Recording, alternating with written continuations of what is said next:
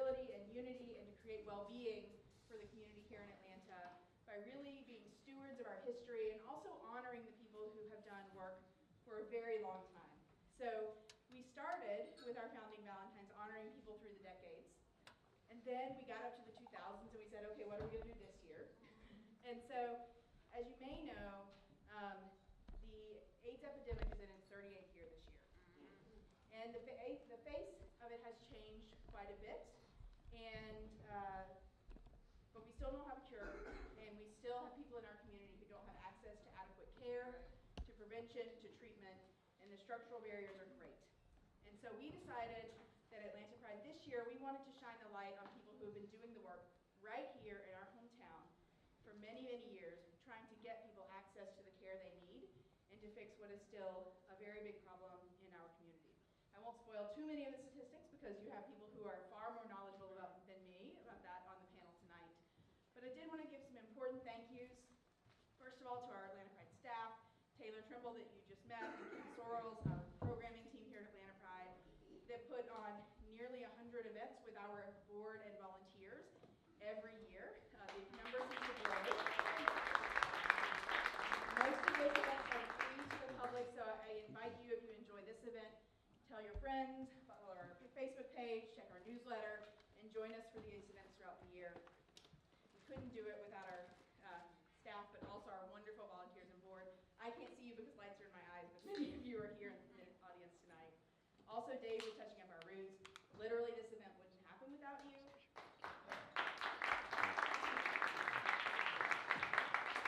Outfront Theatre has opened their doors to us for this event at no charge year over year, which helps us keep this programming free.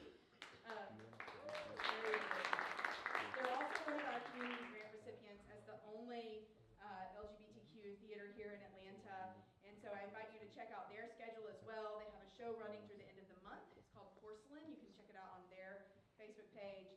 And also, I wanted to say thank you to AARP Georgia. Hillary with AARP graciously provided the food for us tonight. Did you get some delicious food? Hillary has provided that for us, again, at no charge so that we can take care of you and all of our honorees.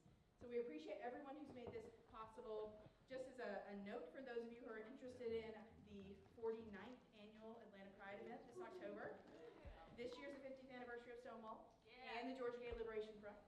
Next year's the 50th anniversary of Atlanta Pride. Applications for market, festival, advertising, entertainment, all of those things go live at 9 a.m. this Thursday.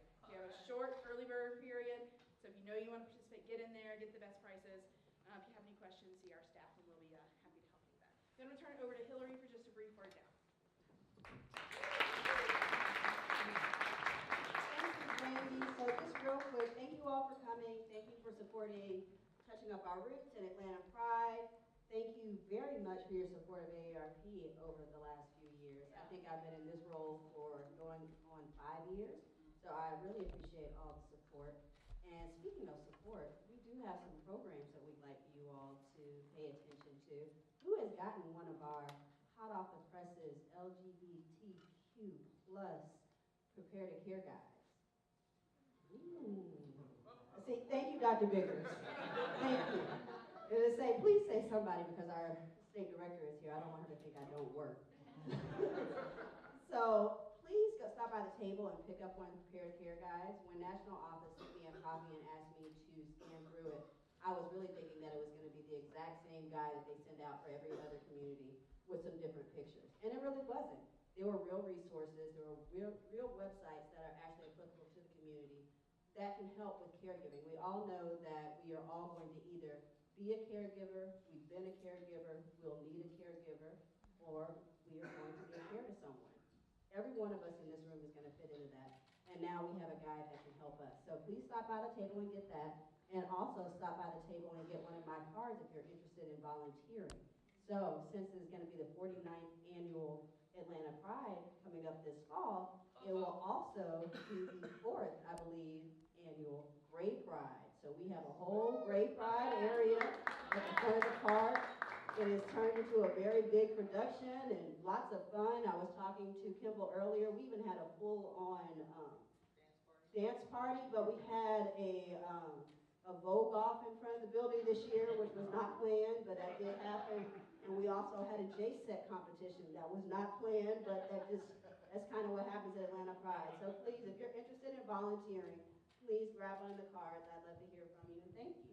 And Dave, for touching up our roots.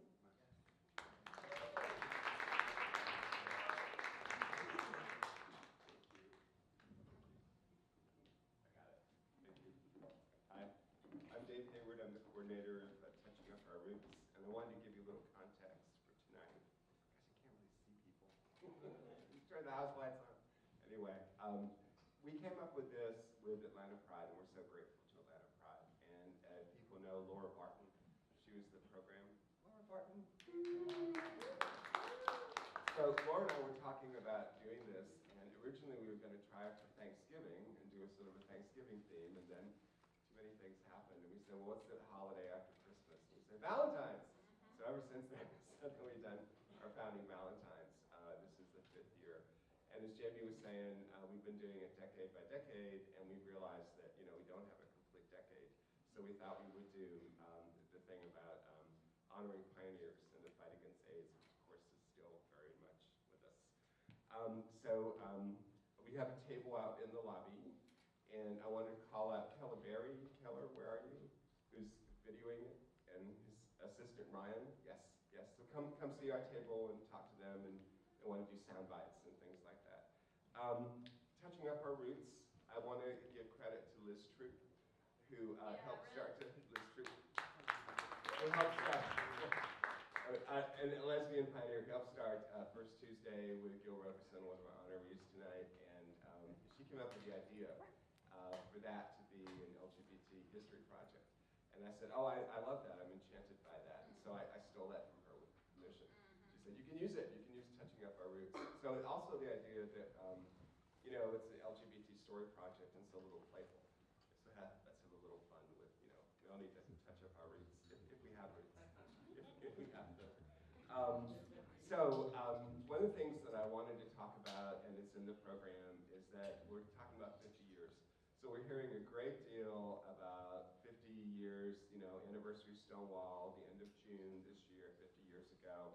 And then what people don't know, and that we're here to tell them, is that it's also the 50th anniversary of the founding of the Georgia Gay Liberation Front. And that started when they had a raid on the Annecy Mall Mini Cinema. It was August 5th, 1969. And they raided the theater. It was showing Andy Warhol's Lonesome Cowboys. It's in your program. And they had, oh my God, naked men, cowboys with each other. So they raided the movie, and they detained everybody and interrogated everyone.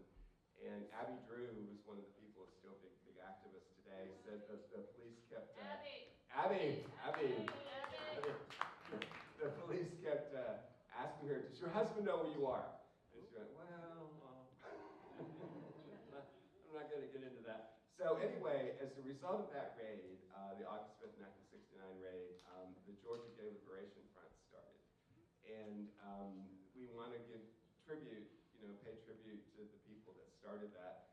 And sadly, the main movers and shakers, the people that were the main leaders, have passed.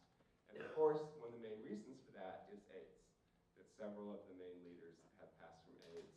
But I really love what I heard that Yoko Ono said when they asked her about missing John Lennon, and she said, now he's always with me. And I like that. So that's what I try to think, they're with us, and definitely on their shoulders we stand. So, but there's no substitute for having them with us actually in person. What I also wanted to do, to talk a little bit about, and hopefully maybe to give a little strength, hope, and experience to everyone here, if so. I'm also celebrating 50 years myself next year of being a gay activist. I was at George Washington University in Washington, D.C., and after Stonewall, which probably people know, there were a lot of organizations that formed, the Gay Activist Alliance and the different gay liberation fronts. And they came to D.C. in about January of 1970. And as soon as there was something to do, I did it. I wanted to do something.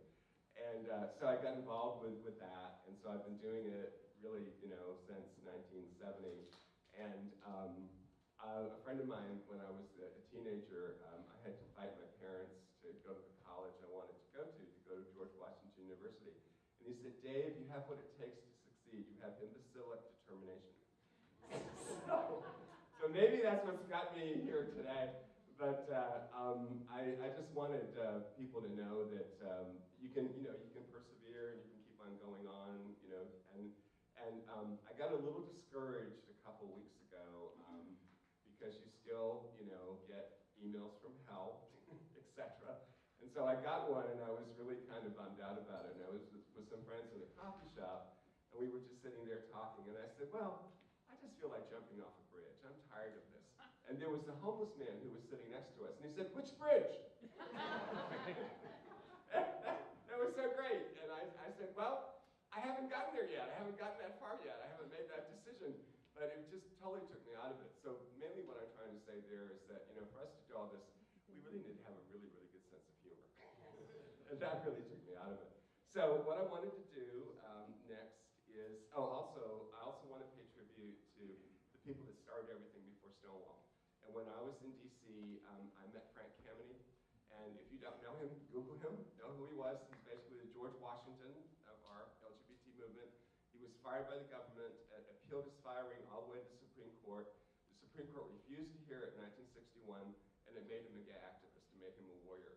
And before Stonewall, he and a bunch of people, they picketed the White House and Independence Hall in Philadelphia every year.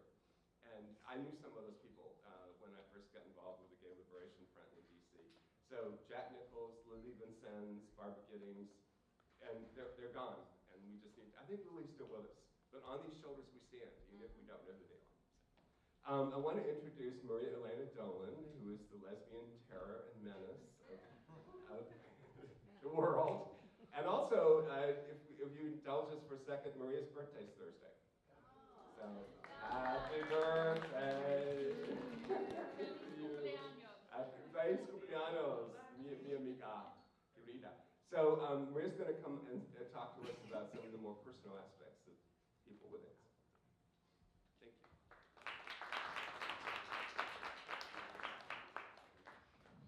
Yeah. Is this a good level for everybody? Yeah. Okay. But I have to ask, why still in 2019 these things are always shaped like this? That's not the way I go. It's more fluted. Anyhow, I wrote a really hot speech to be here tonight, and apparently it made an unscheduled appearance between my back door and my car, so I'm just going to have to wing it. Pero primero yo quiero decir algo a mi gente latina, okay? No tenemos tiempo, pero entendemos importante de presente. See?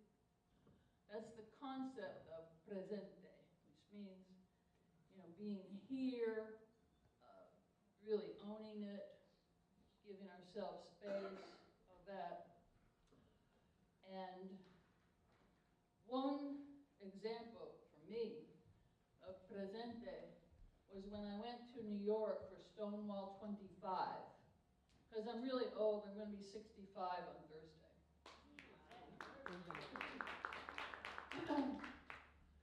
And I can't even tell you the kind of frisson and hair on the back of the neck standing that Stonewall 25 gave me. For the parade, and this parade went on and on, miles. I wanted to be in Times Square because it has so much of queer history. We're just right there. So I tried to get off the subway stop at 42nd Street. I swear, you get on the platform, and we were like this, shoulder to shoulder and other parts to other parts. And I could not get up the stairs. So I said, well, fuck it. I'm going to go to 57th Street subway near the UN and the Stonewall Veterans, which you can go to stonewallvet.org and you can find out about them. They were in their top-down Cadillac, you know, just representing all the way down past the United Nations. There were more than 100 countries, people from 100 countries attending Stonewall 25. If you don't believe me, go to episode 309 of In the Life. It's full of it. And I recommend it. It's really incredible. And people were presente. And that's an important concept. With the AIDS quilt, you will find presente stitched into a number of the panels because that's what people wanted to say. Yo soy presente, or estoy presente, depending.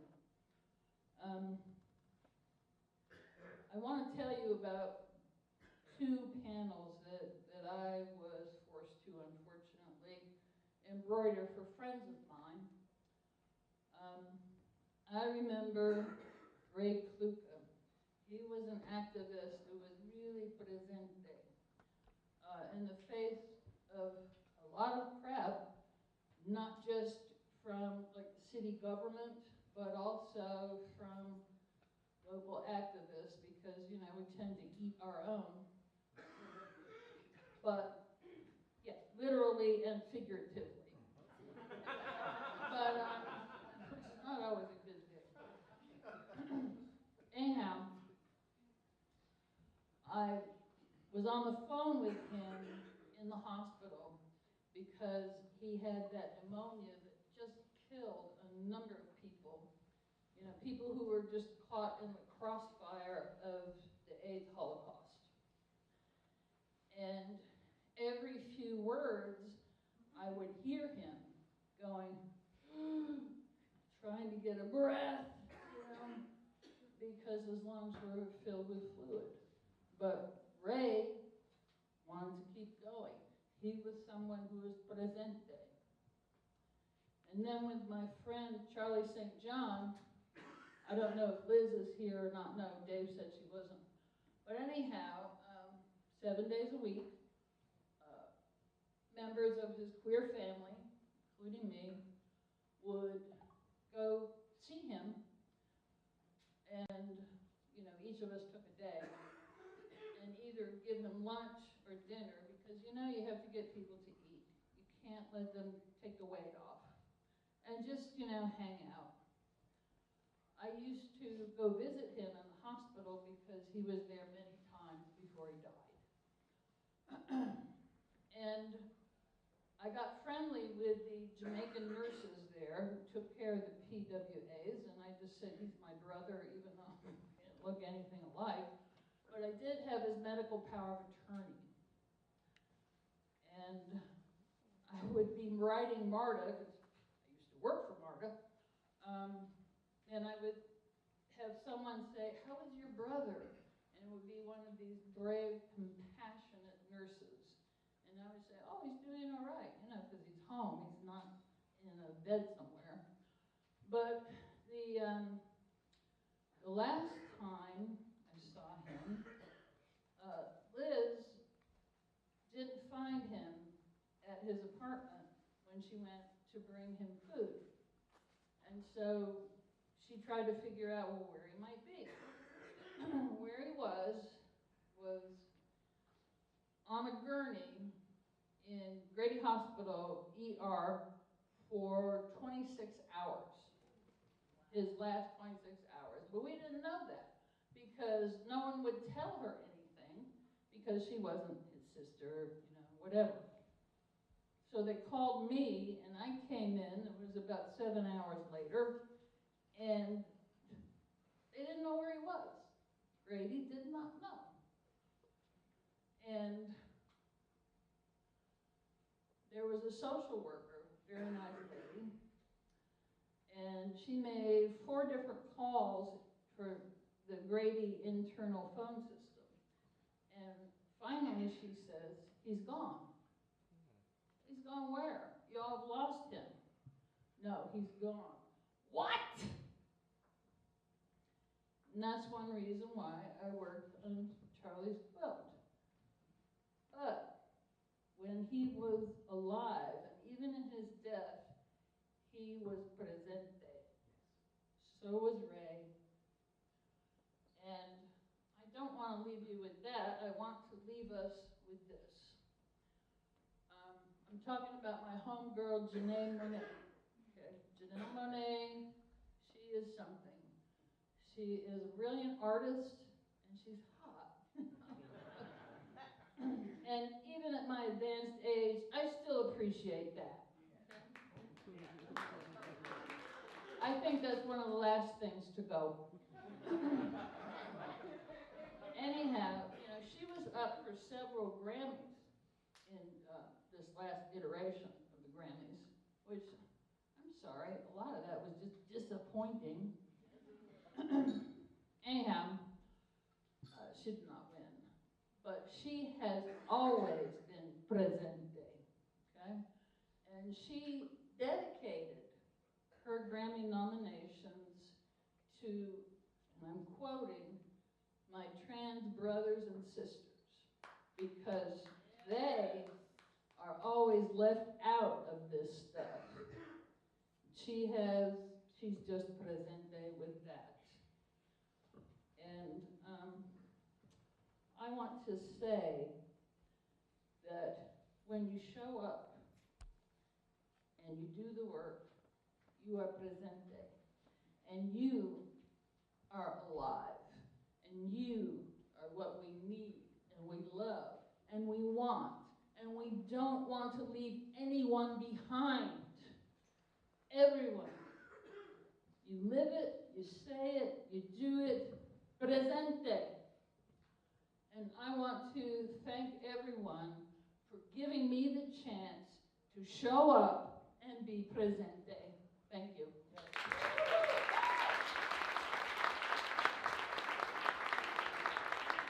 Anybody want this? Thank you so much. Thank you so much. There's so much history that we have as a community that often we don't pass along and pass down. And as a growing generation of people who sometimes doesn't have that kind of access, it's important to hear from other people that we may not always talk to and see out in the community. So I really appreciate that. Thank you. Well, we put our shoulder to the karmic wheel and it moved. And the genie is out of the bottle and they are not putting us back in. Amen. All right, so we're going to move along with our program. I have one special guest to introduce before we begin honoring our honorees. So please welcome to the stage, James Yancey, the founder of Belong.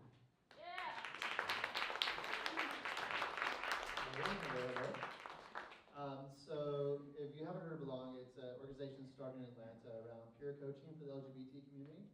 We founded it about 2.5 years ago. And so one of the people I was lucky to meet was Dave Hayward through that organization.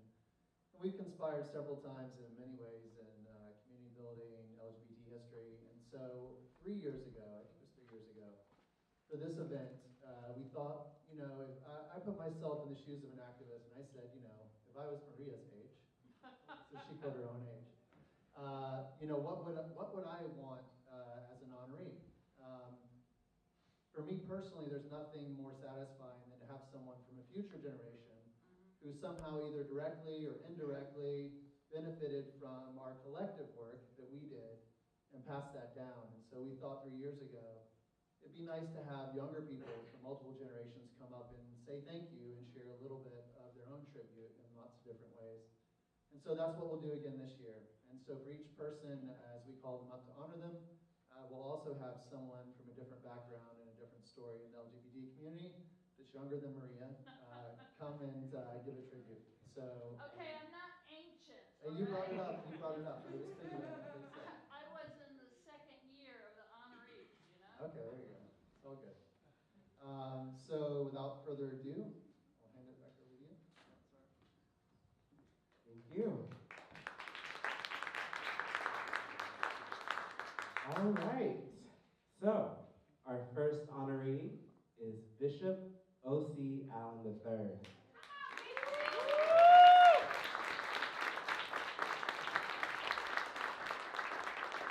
We will actually have a youth come and speak. Hi. All right. Hey guys, I'm Brandon Maddox. I've lived in Atlanta, Georgia for over 10 years now, and I've been a part of the LGBT community since I've got involved in marriage equality activism, as well as the, I guess, a subset or the Black LGBT community. And I finally get to meet you, Bishop O.C. Allen. I've heard so much about you and what you've done for people who share our demographic, not only for the work of making sure that African American LGBT citizens are included in the work that's been done for HIV and AIDS activism. That, in the words of Shirley Chisholm, she says that if you're not, and if you don't have a seat at the table, bring a folding chair. That's right. And that's what you've done. That's so important. And also, from my background as a Black Christian, I think it's so important to have people like you, African American gay members of the clergy, to help us work on repairing our relationship with the divine. That is so deep, so important, and it goes into our love for self. So I just wanted to thank you for providing that here for those of us like us.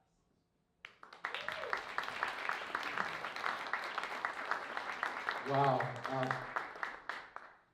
The worst thing to do is give a preacher a mic at the beginning of the program, right? First of all, I want to say thank you to Atlanta Pride and to everyone who has worked really hard to lift up our community, to empower every person who calls themselves part of the human family, if you will. I want to say thank you. In so many ways, when I found out that I was being honored, I don't feel that I deserve this in any way. Number one, because really at the end of the day, you are only as great as the people around you.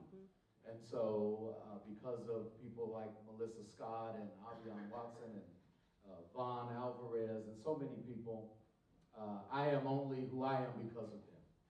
The second thing is I will say that I don't know how to even be honored because I am still doing funerals.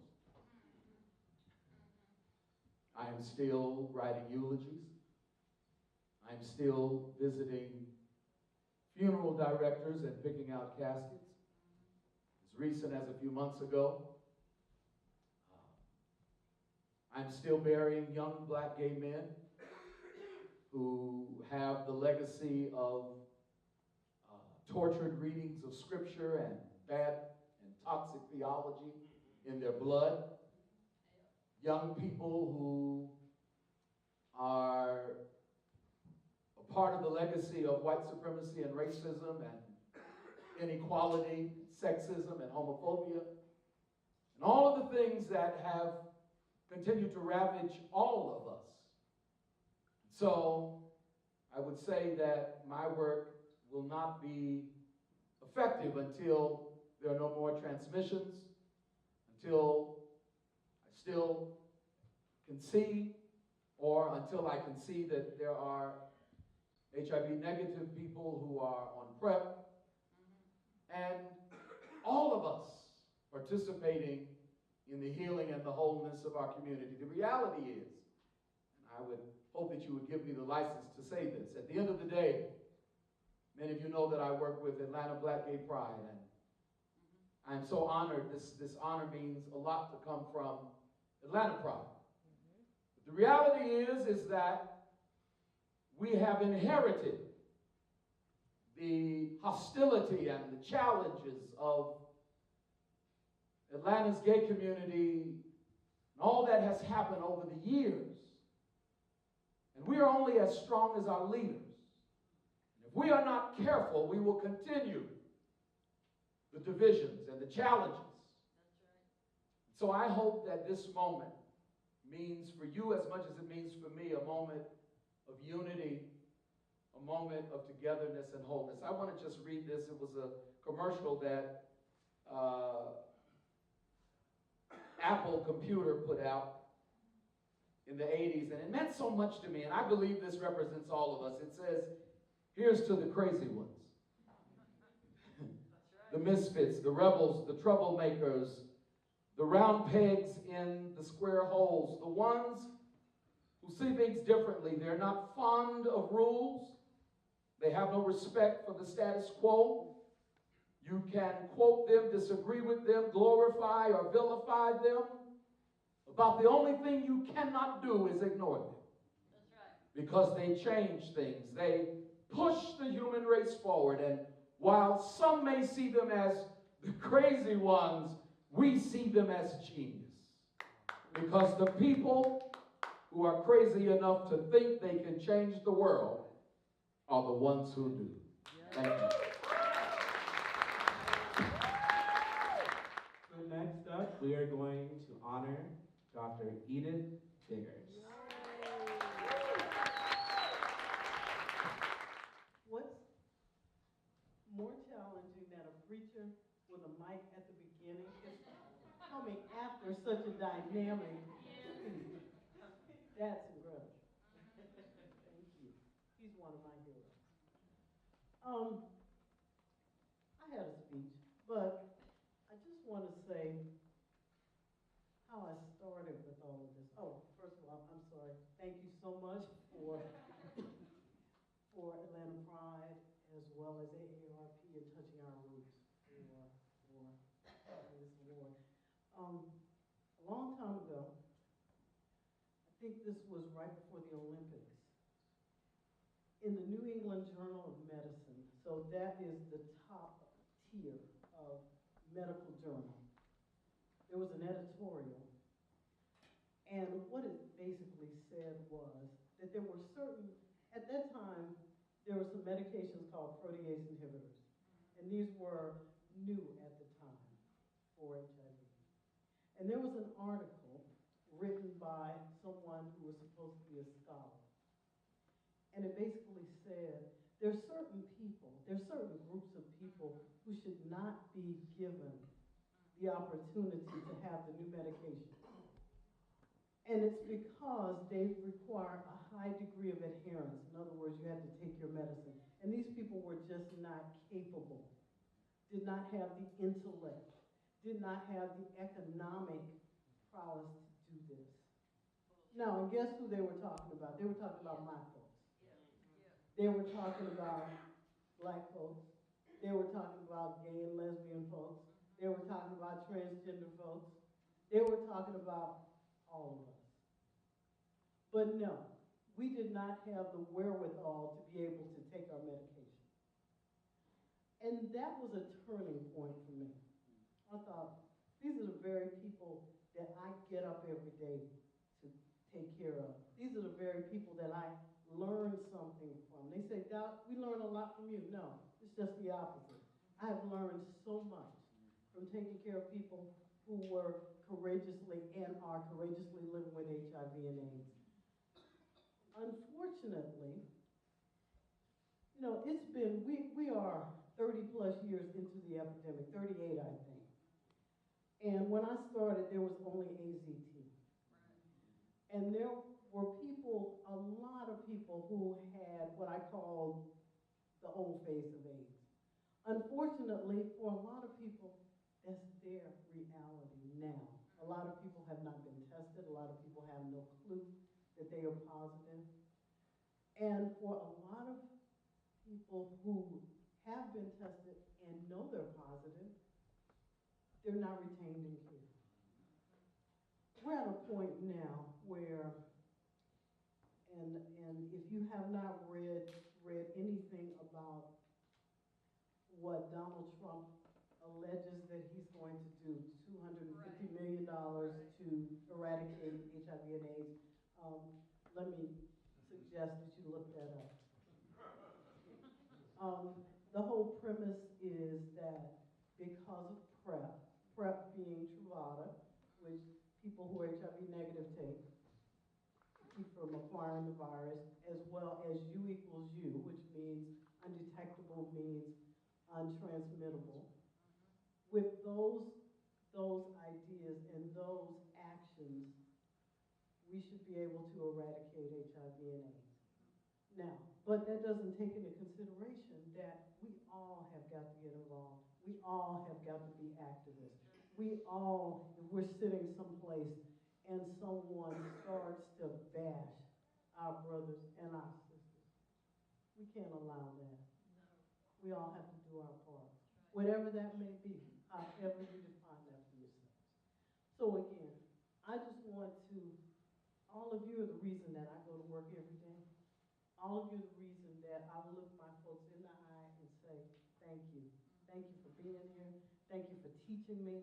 Thank you for allowing me to have some kind of impact on your lives.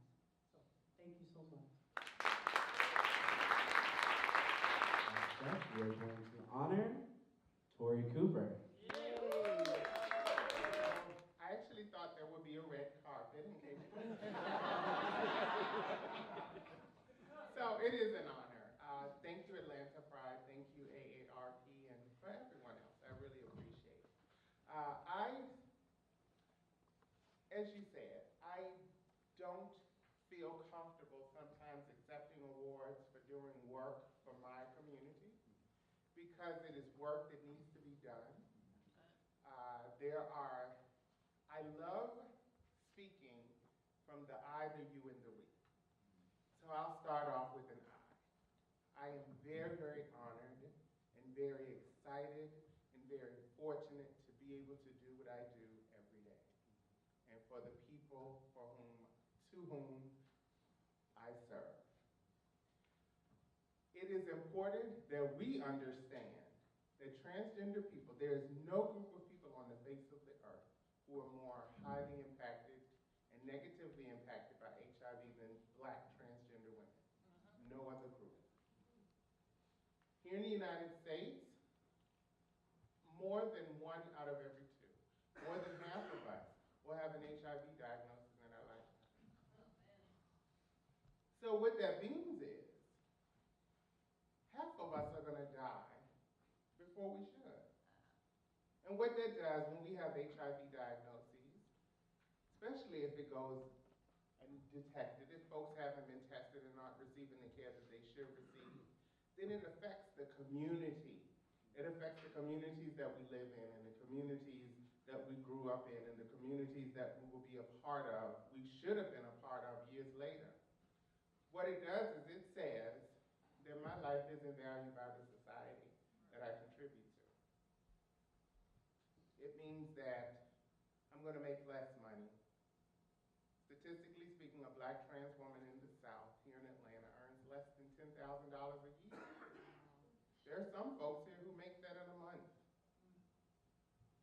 So it's important to understand that I stand here representing folks for whom you all are doing the work for. But there's a lot of folks out there who have no idea, who just don't care. So I want to thank you all, and I want to encourage you all to do more, to really think outside of the box, to put your money where your mouth is, and to make sure that you're funding programs, if you work in funding, that are innovative, that are groundbreaking. Put the money in the hands of trans people to help trans people. Yes. I think that's really, really important.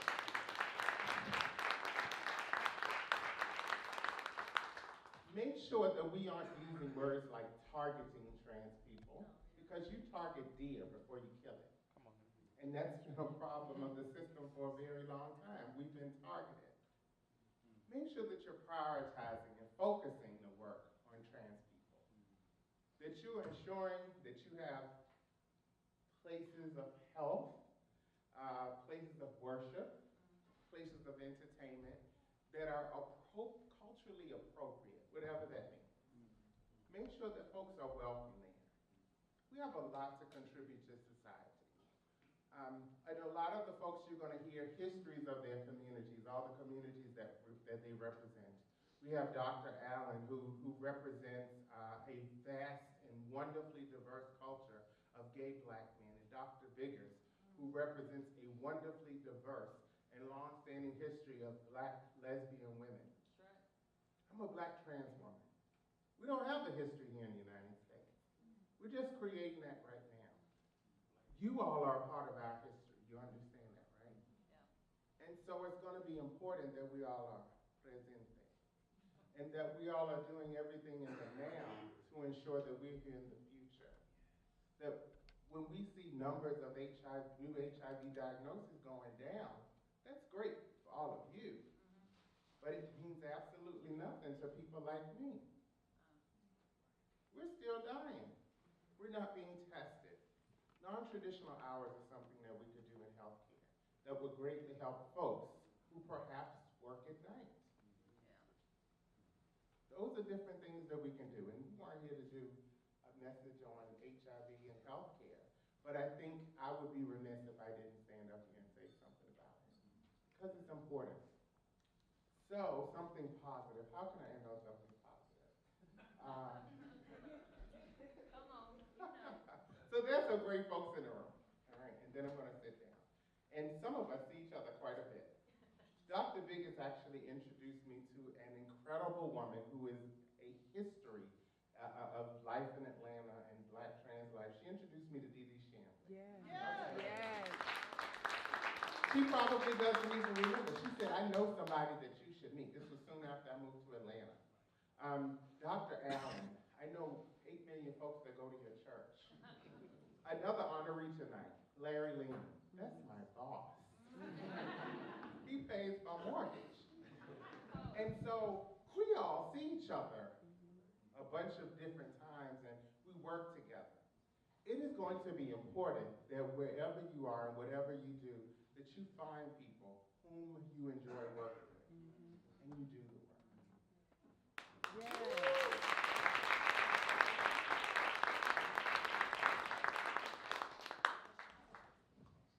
All right, next up, we are going to honor Larry Lehman.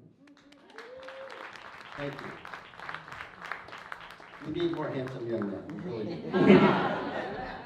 Some of us more than others. I want to clear up one thing. I do not pay her mortgage, I pay her.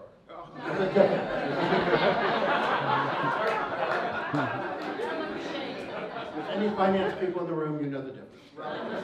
I definitely want to thank the folks at Atlanta Pride and AARP and David. We have been friends for a very long time, so it's nice to see you always. I have been doing this for quite a while, and I am grateful every single day to have the opportunity to work with an incredible staff and volunteers. And I can remember early on in the epidemic, when I first started volunteering, we didn't have a test, we didn't have any funding, there was no federal funding, there was no state funding. It literally was a group of folks raising money that you're going to see in a few minutes with the Armorettes raising money to help with HIV. And bake sales and selling t-shirts and selling buttons. And if you were a volunteer in the early part of the 80s, you probably have 400 pounds of buttons in your house just that you just don't throw away. But I can actually remember in 1987 when the test came out, we really encouraged people not to get tested because people were absolutely terrified. There was no medication, there was no cure, and it was absolutely terrifying. And we saw people dying very quickly, and it was a horrible, horrible death.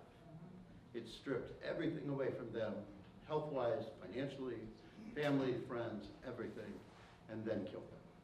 It was absolutely horrific. I had the opportunity to volunteer with a practical support program that Atlanta started early on. And my roommate and I, for some reason, got drafted to go see the first patient. And he was a young man, he was 26 years old, and I can picture his face every day in my mind. And he was in a ward at Grady, and they would bring in his tray and leave it on the floor. He had lots of issues going on. He was blind. He had a lot of neuromuscular issues, wasn't able to get up.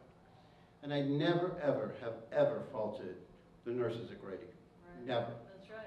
They were young, they had families at home. The entire community in every major city was absolutely terrified. We really didn't have a clue all the ways that people were getting infected, and they were protecting themselves and their families. I don't ever hold any ill will to anybody early on in the medical setting for this disease. He was 26 years old, was sick in his apartment in Midtown. His roommates took him to Grady, left him in the ER, sold his car, and sold all his belongings, and never went back. So, a very young social worker at Atlanta and our team decided we could help him. We had 7 people on our team, and we would take turns going to Grady to feed him and change him and take care of him while he was there. And we found a man in Cobb County who was willing. It was very bizarre at the time. He offered to allow us to use his condo because he traveled. And he said, I can't take care of him, I can't feed him, I can't shop for him, but I will give you a key and you can come in and do this. And I can provide the space, that's what I can do. And literally, from the very beginning of this epidemic in this city, it has been individuals stepping up one at a time, everyone in this room, everyone at Atlanta Pride, everyone in all the agencies, stepping up every single day and doing that one single thing that made a difference. And that's where we got to where we are today. We have incredible medication, we can keep people alive, we can provide wraparound services, we can provide PrEP to those that aren't infected, which is incredible. But the reality is, and I don't think we ever want to forget this, for an individual testing reactive in any one of our clinics, anywhere in the city, it's 1982 all over again. Will anyone love me? Will I live till tomorrow? And who can I tell? And who can I trust? And my window in my office is on the glass side of our building, of our parking lot, and I can tell you every week I see someone walk out and literally lose it getting to their car. And a number of times asking my prevention staff to go outside and regroup with this individual. So, as long as we have, or as far as we've come in medication and everything else, it is still 1982 in so many different ways in the city. So, there's a way that you can help even more. There's several bills right now in front of the state legislature that would make a huge difference. But the biggest game changer in this disease right now is sitting with you. I plead with you tonight or tomorrow to encourage your state representative to expand Medicaid in this state.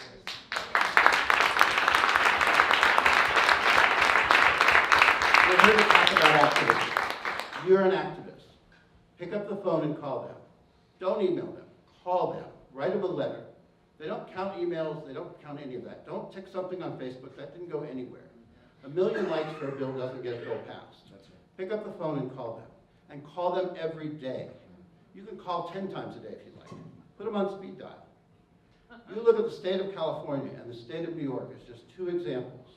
Their HIV rates have dropped more than half since they expanded Medicaid. California and New York also have a waiver for their Ryan White program because the Medicaid program takes care of most of their care. They're allowed to use more of their Ryan White dollars for wraparound services, housing, transportation, meals, and all these other services, which we are not able to do. We spend 90% of our Ryan White dollars here on direct medical care. So we can't provide the transportation, we can't provide the housing, all the other pieces these other states provide.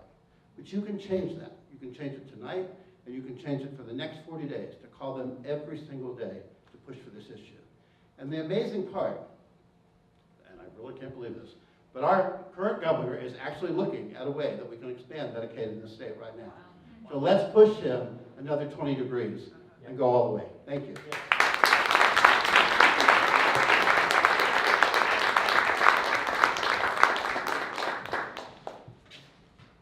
Next up, we are going to honor Alejandro Lopez.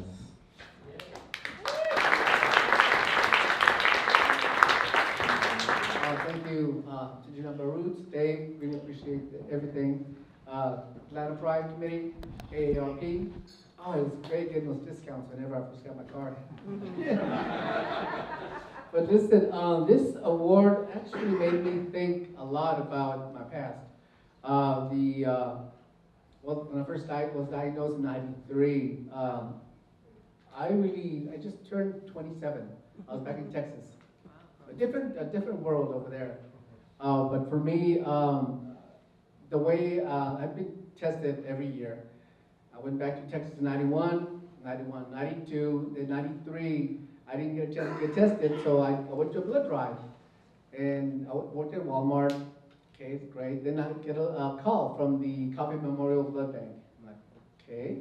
They told me, well, we need to talk to you about a health situation.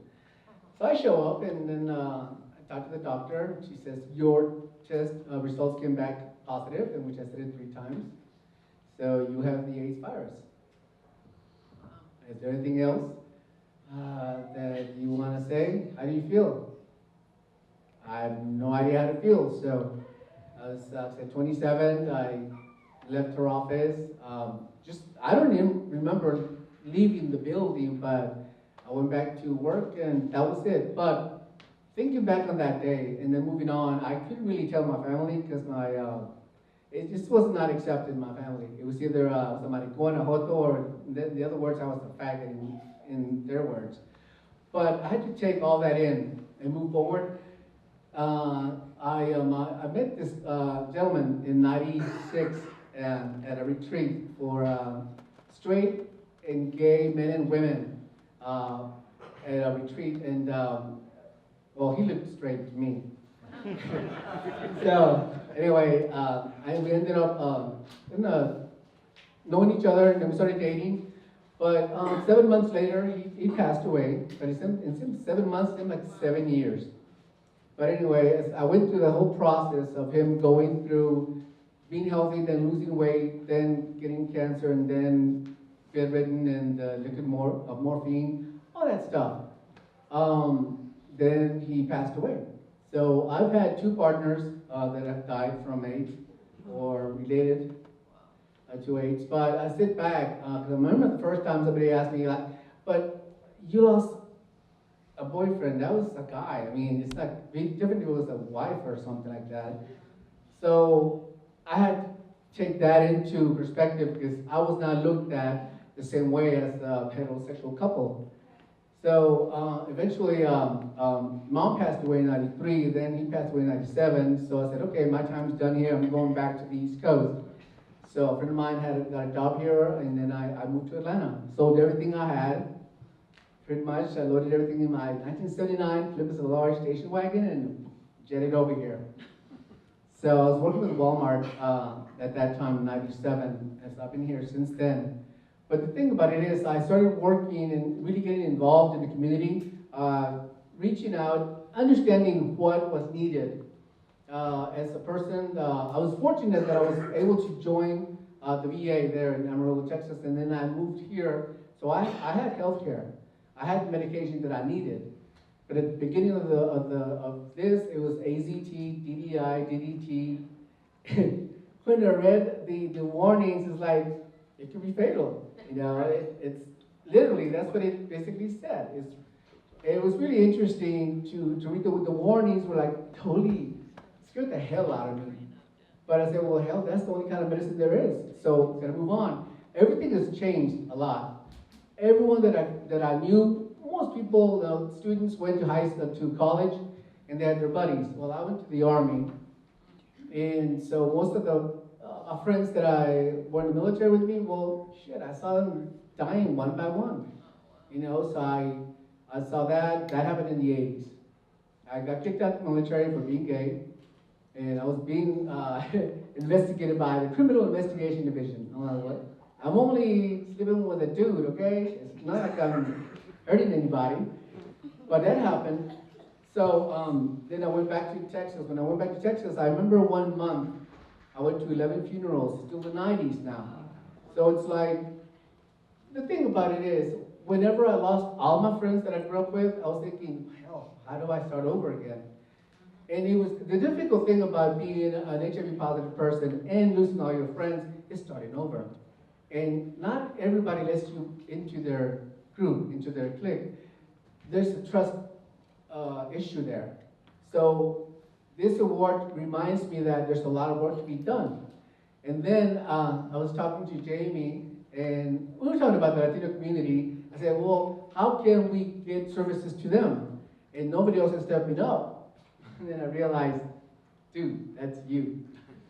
You're the one that noticed it, so you step up. So I'm stepping up, and I'm going to make sure that our voices are heard as far, because I know there's a lot of undocumented individuals that are afraid to come out the shadows. I want to make sure that I'm there and I can win their trust.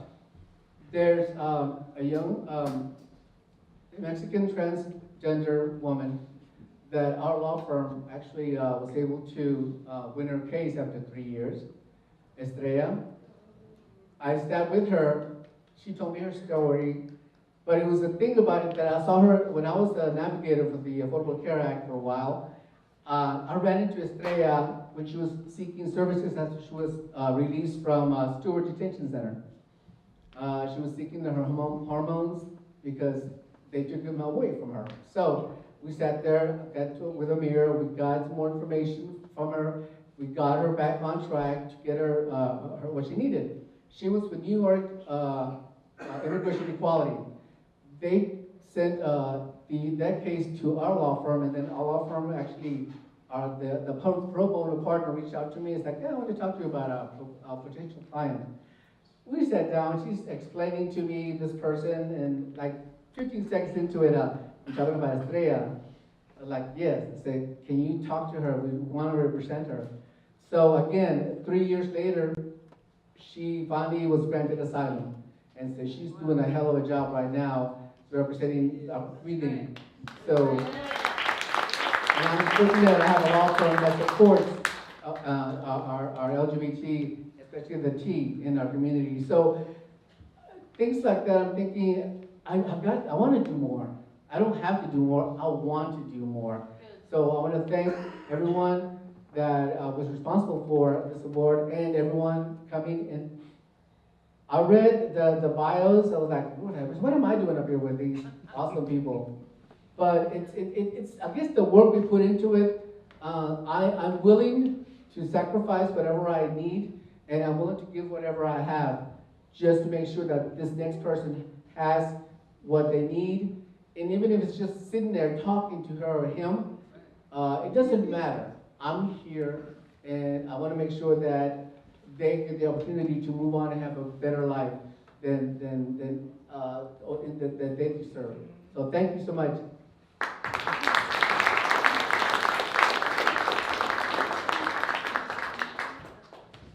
All right, next up, we are going to honor Gil Robison.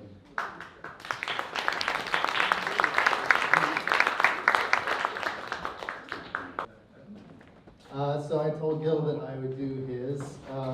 So true story, this was probably about 1.5 years ago. I was sitting at a networking lunch, Fort Belong, and this is legit. I've been thinking in my mind, I was like, I really wish I could meet a monk one day. And then there was this cloud of glitter that just fell out of the sky, and literally he just showed up out of nowhere at lunch, and I was like, okay, clearly we're supposed to be friends. Legit story.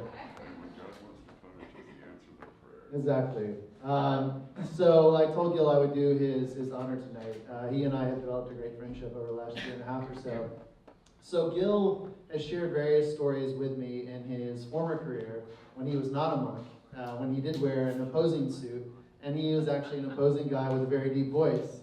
And he was basically telling me, as I was talking to him about spirituality and life and a lot of things, the thing that really struck me about what he said is he's like, in the early days, I was the only person in the state of Georgia. I was the first one to do lobbying around issues surrounding and touching AIDS. And he said, with all of the anger and all of the rage and all of the passion at the rallies and activism, which I can relate to that very well, that's something I respond to well, he said, I had to try to get stuff done. And you think about in that time when all your friends are dying and all the frustration and all the angst, you've got to be the calm, patient one who can see through the middle and realizes that the only way forward for legislation is to find the common ground and then to build a conversation and relationships with people from very far out in the far parts of Georgia, of very strong religious persuasion. I personally would not, at this point in my life, be able to do it. So if you can just imagine Gil by himself walking up the stairs of the Capitol in the early 90s to talk to someone in rural Georgia of a strong religious persuasion about AIDS and HIV. Just imagine what that must have been like. And that itself, that is the honor.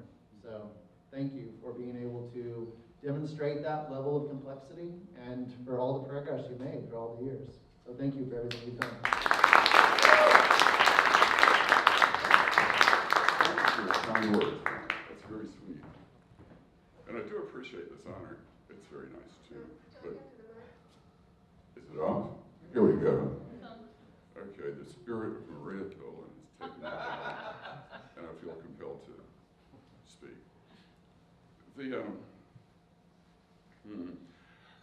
Those days that a lot of people don't really remember. A lot of you never knew it. It was the best of times and the worst of times, as they said. It was horrible because so many people died, and so many of us thought we were going to die for a long time. But on the other hand, it brought out the best in a lot of people who you never would have expected. And that was so incredibly rewarding. As was mentioned about the fellow with the condo, these little acts were just incredible. And they came out of nowhere. They were so sweet. At the time, I was editor of a gay newspaper called the Gazette, Metropolitan Gazette. And we first became aware of it, of HIV or AIDS or this strange disease, the gay plague.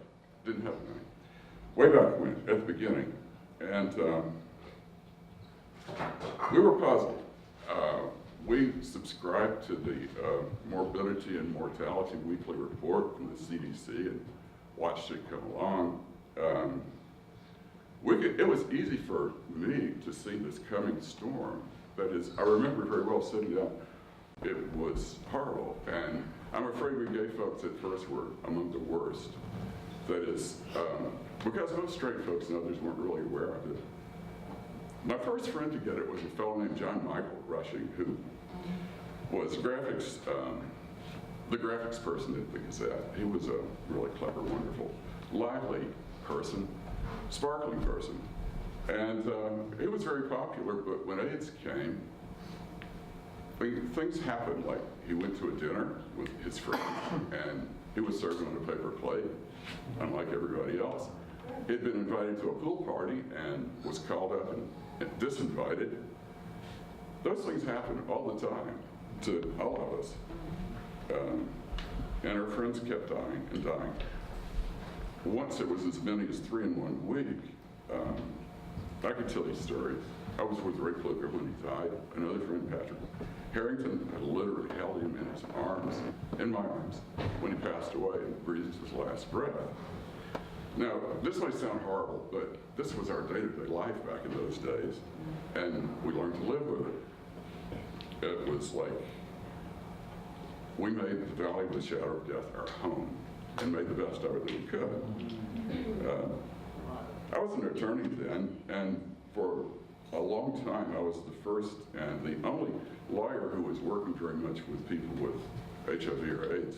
And writing wills, my friends' wills, and trying to work on discrimination problems. This was before the Americans with Disabilities Act was enacted.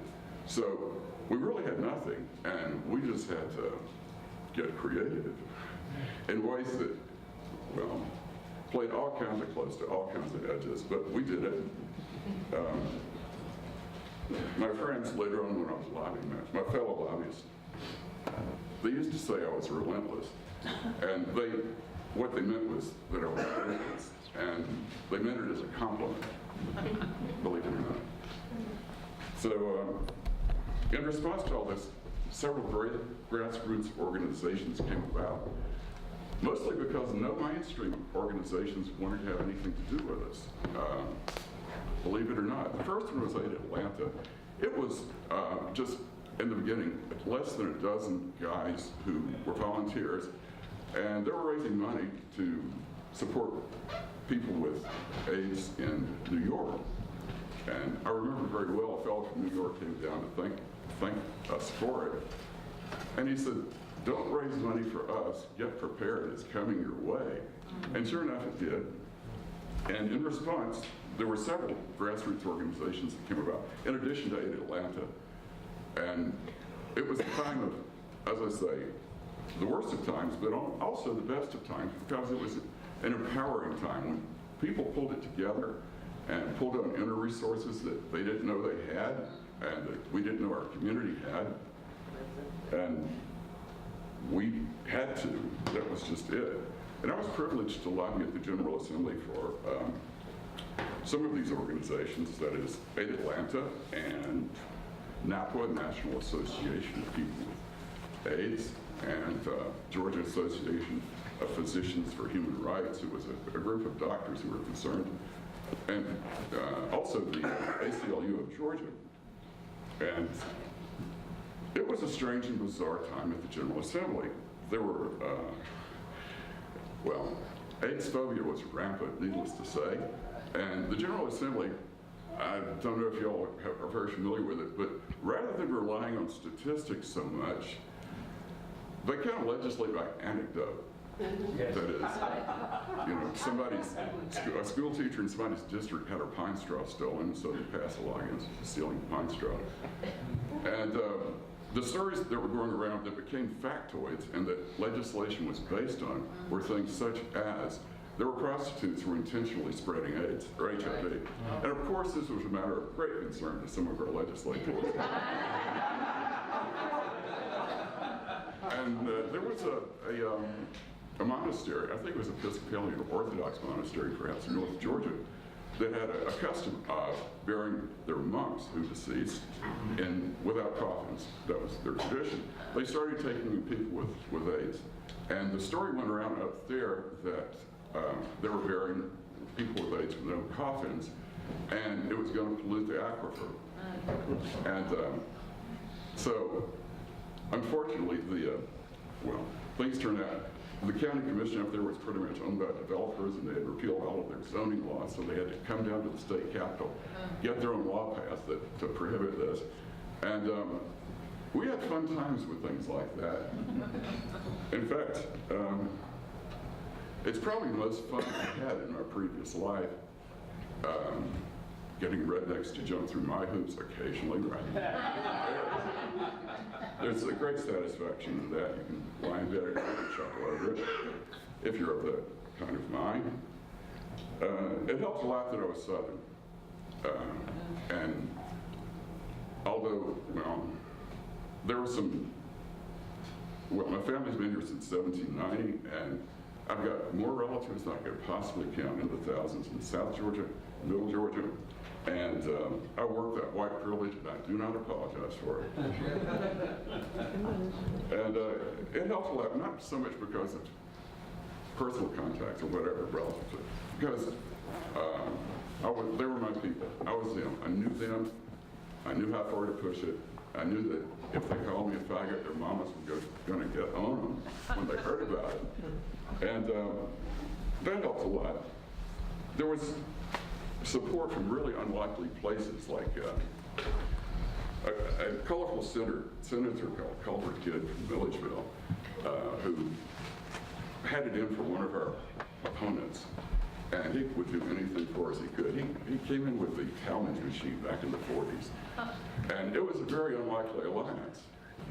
Another really unlikely alliance was the speaker, Tom Murphy. You all may remember him. He was the longest serving speaker in the House, and he had the demeanor and persona of a country redneck.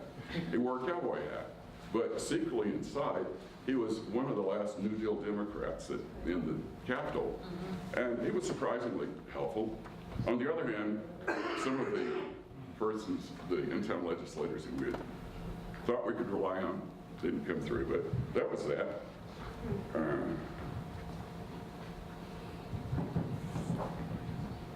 There were, well, like I said, it was, as Brian said, there really weren't that many people doing anything, and it was a lonely time. There are better things to do than to sit in front of your keyboard and type it outright, unless you're typing through your legislators. And it's very important to do that. Please just keep a list of your legislators and your city council members, your county commission members, by your computer or on your cell phone. And when something comes up, please let them know. They pay attention. You may not believe it, but they count each one of them. And each one of those little calls or emails, they all count. And so please do it. There's what I call the Pirate Jenny syndrome. She was a character in Bertolt Brecht's Three Penny Opera, and she was a poor woman who worked in a hotel and was at the beck and call of all the men there and hated it and hated them and seethed about it and had visions of a ship coming into port and blowing up the town and taking her away. Well, you don't have to be pirate jennies. You don't have to just seize powerlessly. You can do things. And this doing things is the remedy for anger. It's the remedy for we go through. Well, the Buddhists are really big into transformation of negativity, of negative emotions. And this is a great way to do it. It's, like Shakespeare said, we can suffer the slings and arrows of outrageous fortune, or by opposing, we can end them. But it really doesn't matter. Well, it does matter, but whether you win or whether you lose, because you fight and fight, it will make a difference, both internally, in your mind, and in your heart, and also in society. And before I sign off, there's something I really should bring up that probably no one here did. We in America really don't know much about the rest of the world, as someone said. We learn geography when we go out and invade a country. And we have an ocean to the east, an ocean to the west, a peaceful country to the north, a peaceful country to the south.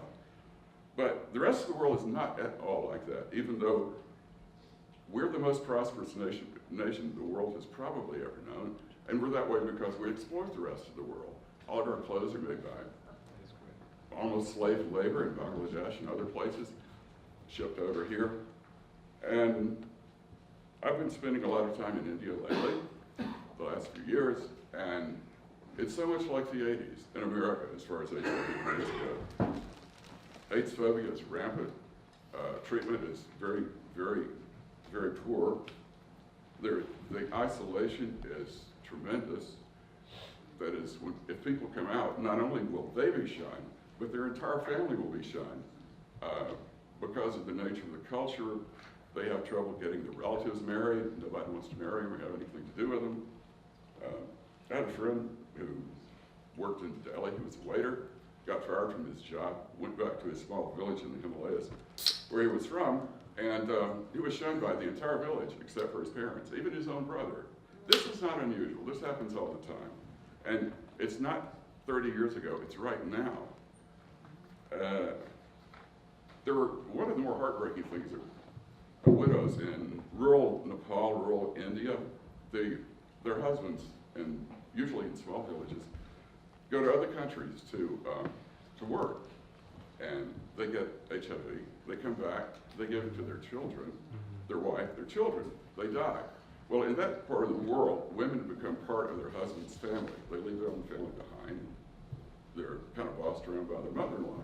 So when the husband is gone, there's nobody to protect them or her children with HIV or AIDS. And many of them would come to Kathmandu just to die, not for treatment, but just they were that hopeless and with their children. It's things that you cannot imagine. Things are bad here, I think. I mean, last week, Trump says we're going to have U equals U and PrEP and so on. It may even come true, and I certainly hope it does, but over there, they don't even have good drugs anymore at all. The current ones that we're using here, with fewer side effects that are more effective, are unknown. Even though India is the largest producer of pharmaceuticals in the world, some of the drugs that we take here are manufactured there, shipped here, and are not available to Indians. Why is that? Ask the multinational drug corporations. Further, the meds that we have here that cost hundreds of thousands of dollars per month are available there for $20, at the most $110 over the counter. Why is that? So I leave you with these thoughts and that rant, and please do things, but please don't think that this is the world. It's not. There are many, many people out there who are invisible, who we never see, who we never think about, and who are suffering much, much more than we are. So I thank you for this award. I thank you for allowing me to rant for a while, and good evening.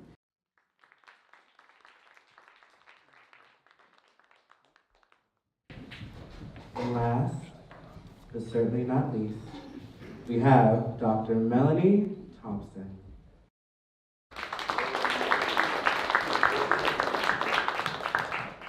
You know, it's really daunting to be on stage after hearing all of these stories from these incredible people who are heroes. I want to thank Atlanta Pride for including me in this group, AARP, all of the folks who have put this event on. You know, I think that I'm here because a lot of people living with HIV have entrusted me with their medical care, and that is the biggest privilege that anyone working in this field could have. But I think I'm also here because a lot of people die. And when I was a young doctor, moving into medicine, what I didn't expect was that I was going to hit head-on the HIV epidemic. And when, in my very first clinical rotation in 1982, I saw my first person living with HIV, except actually he was dying of AIDS. There was no living with HIV in 1982. So people died of AIDS, and that very first young man that I saw was a young African-American gay man who was about 15. I was on my pediatrics rotation. And that young man taught me what it was to be stigmatized, to be scared to death, to hide from his family, to not be out. And honestly, it was at a time when we really didn't know anything about AIDS. But that young man stays with me, and he taught me a lot because he was my first face of HIV as a doctor. And he's the face I see in my practice now, in 2019, all the time. So a lot has changed and a lot has not. And it's really because of those young people who died of AIDS early on that my friend Jim O'Rourke, who actually was my patient, and I founded the AIDS Research Consortium of Atlanta along with about a dozen other doctors in the city because we didn't have anything to offer these people. They were just dying, and all we had was AZT, which worked for a minute at a great cost in terms of toxicity. And so I became an activist because people were dying. And at ARCA, it has been my great privilege to be a part of something where we have been involved in the development of over 40 drugs that people living with HIV now can take and live with HIV. Yeah. And so, you know,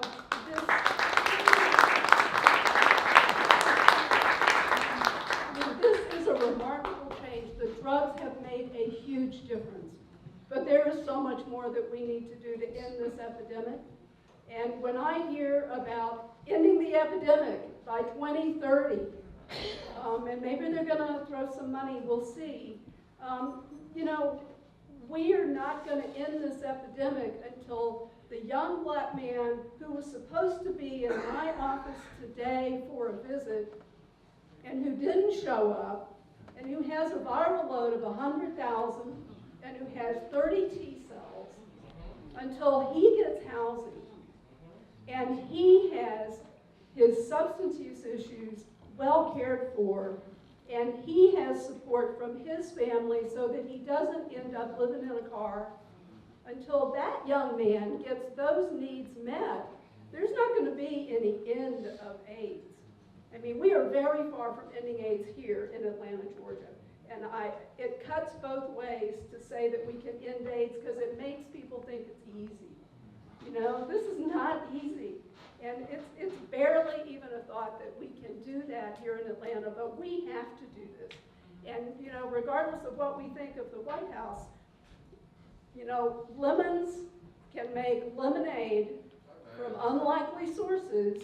So I think it is our job to step up as activists, all of us, to find our activist voices. It's, you know, silence equals death right now as much as it ever did. And so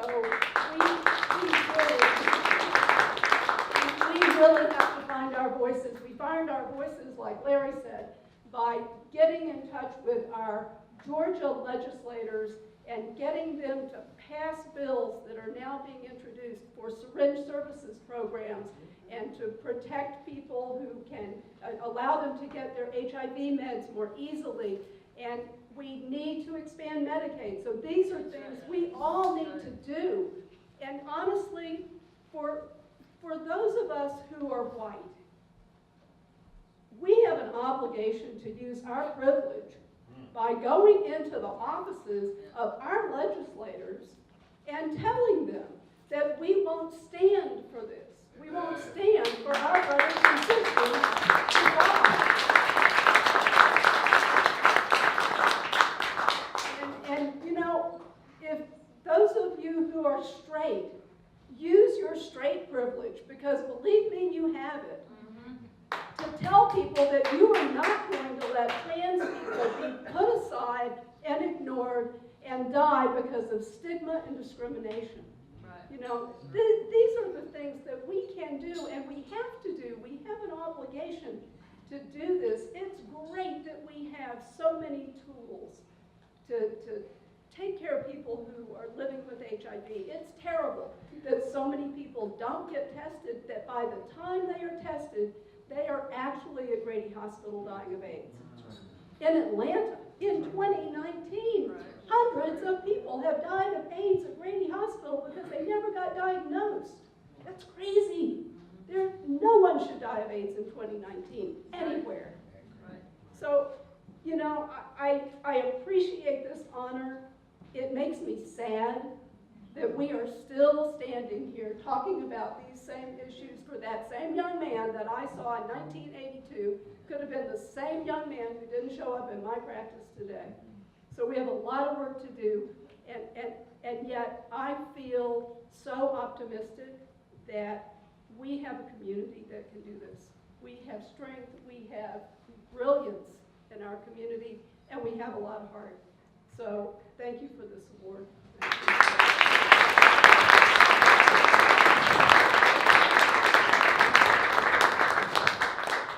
So, we have a special guest who will ask our honorees a very special question. So please welcome to the stage. You know her all around Atlanta. She is the creator and one of the hosts of The Other Show, Edith Cheeseburger.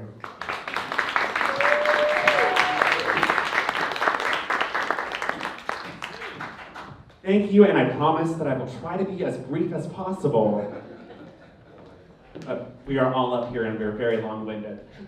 For those of you who don't know me, I am Edith Cheeseburger. I have been a drag queen for the last 8 or 9 years. I have been positive for the last 13 years, and I started drag because I saw it as a form of activism. So I've been part of the Armorettes. I've also raised over $17,000 for the AIDS Walk. And I'm going to continue doing more. And I have only one question for you guys, and because I have a terrible memory, I'm going to just read it off my phone. And we have to make these answers very brief.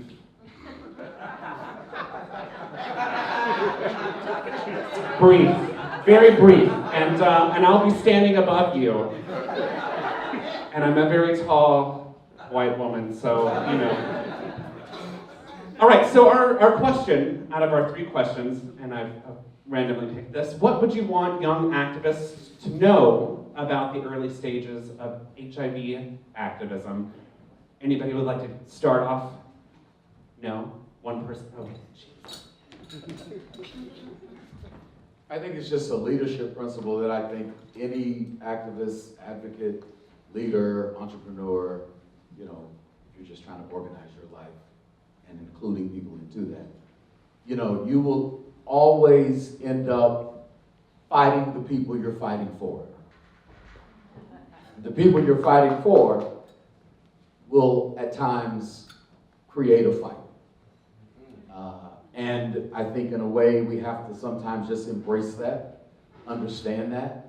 If we are called to serve traumatized communities, which is all of us, those traumas go everywhere we go. And most often we will express those with the people that are trying to help us. And I think if we can get beyond that and not take the traumas personal or how people express them, and then, you know, we can focus on the advocacy and focus on the goal and focus on the intention. Great answer. Anybody else? Let's go over here. He raised his hand first. Or would you like to pass it over to this lovely lady over here? Bitch, let's go over here. I'll make it short. Activism gives you life. That is what I would say. It gave me life when I was in medicine in a very depressing situation where all my patients died. So there was nothing for me to do but be an activist. And I think for people who are struggling with HIV, struggling with the diagnosis, struggling with fear of getting tested, be an activist because it will give you life.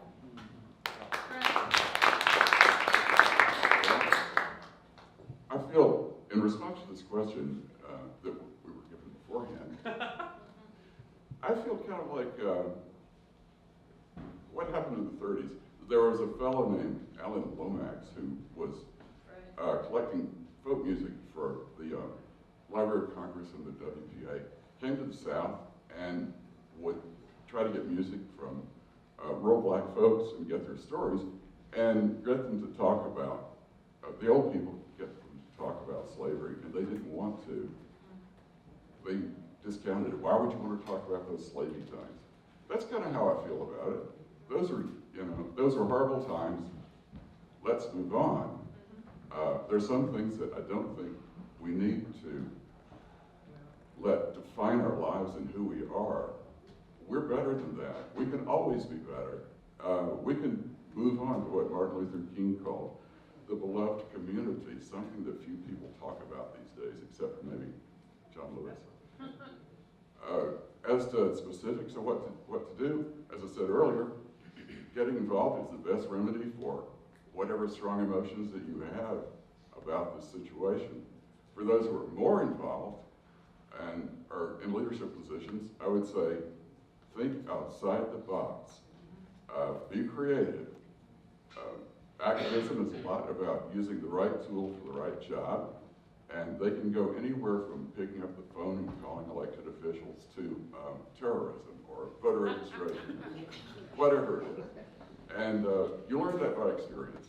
And it's wonderful, it's very meaningful, it can be incredibly rewarding. So go for it, my friends.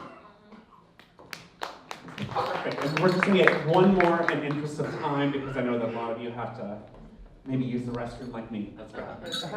I would just shortly would like to recommend that anybody that be willing to sit down with a person who lived with HIV for a while, older generation with the youth, sit down and let's compare notes and see what I grew up with and see what you're dealing with. You don't have to be HIV positive as long as you're going to be in the activist role. Come on, let's sit down and just talk about it and like this teamwork basically. Perfect. But is there anybody else that would like to ask like one very ending? No one else? No one else? You sure? All right. I think that's the very end of our panel situation. Please give a hand to all of our founding mothers and fathers. Thank you so much for all of the work that you've done. It is especially meaningful to me as I am coming into this as well. The armorettes are, well, shit. The armorettes are coming up here. So if I can get all of my panelists to exit stage right or whatever, I'm not sure. Let's just go that way. Thank you. Bring the snatch these chairs up, and then we're gonna have a performance by the armorettes. So please stick around for that. Gentlemen, please put your hands together for a a special performance by the one and only Armorettes.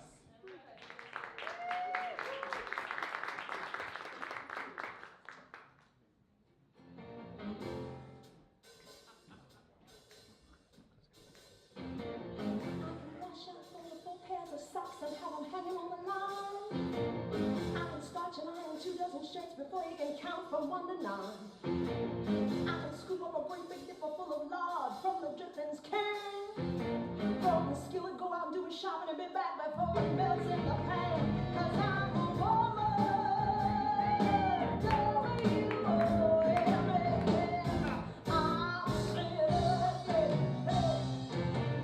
I can rub and scrub this old house until it's shining like a dime. Me, my baby, grease the car and powder my face at the same time. Get all dressed up, go out and swing to 4 a.m. and then lay down and bob, jump up at 6 and start on again.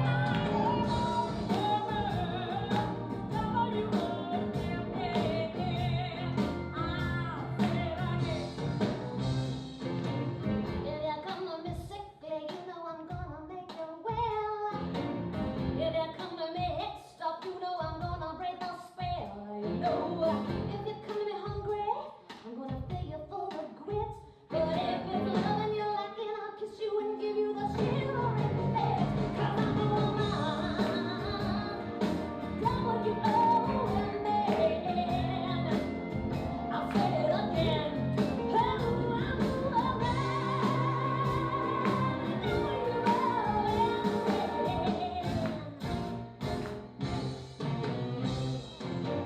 I can stretch a greenback dollar bill from here to Kingdom Come. I can play the numbers, pay my shit end up with some.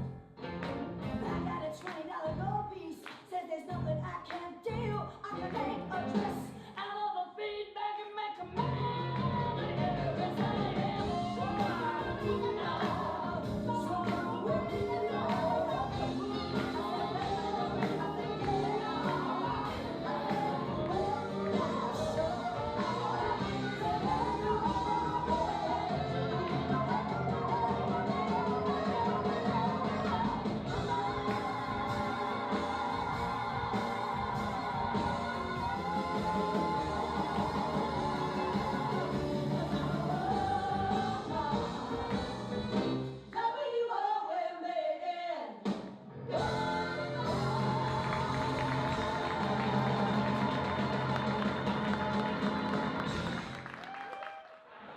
So, for those that don't know, the Armorettes have been around now for 40 years. We have raised over $2.3 million for local HIV and AIDS charities. We just had a fantastic 40th anniversary show at the Buckhead Theater, where we listed off, was it 120 different organizations we've given to over the years, and we are so proud to be able to carry on the legacy of those that have been set before us. Great people like Edith Cheeseburger have been part of our troop and continue to support us to this day. So, but the real reason we're able to do these things for the community is because of people like you. So every time you guys tip $1, it goes to help someone that's living with HIV and AIDS, and we just appreciate everything you guys do for the community, and we hope we can continue the legacy. Thank you, everyone. Come here. Thank you everyone for being with us tonight and helping us to honor all of these great individuals. Thanks to the Armorettes and Edie Cheeseburger for hanging out with us tonight. I will not keep you any longer, but one thing that Tori said to me on stage reminded me that I wanted to share a commitment that Atlanta Pride has made that maybe will be of use to some of you. We decided in 2016 that we are going to commit 5% of our annual budget, which if you're a nonprofit, you know that's a big deal, to community reinvestment grants. And we are putting that money in the hands of local organizations on the ground doing the work, almost all women-led, trans-led, people of color-led, youth-led, immigrant-led, people living with HIV and led organizations. And so, big work. I'm really proud of it. So, if that is something that is useful to you or a group that you work with, please see one of us. We give out the big grants in December every year. We did about 60,000 last December, but we do have some funds throughout the year for emergencies and emergent issues. So please see us if we can help. We're not only trying to do programs, these are important, but we're also trying to really give back to the community in material ways. So thank you so much for being here with us tonight. I hope you have a wonderful evening, get home safely, and have a wonderful Valentine's Day.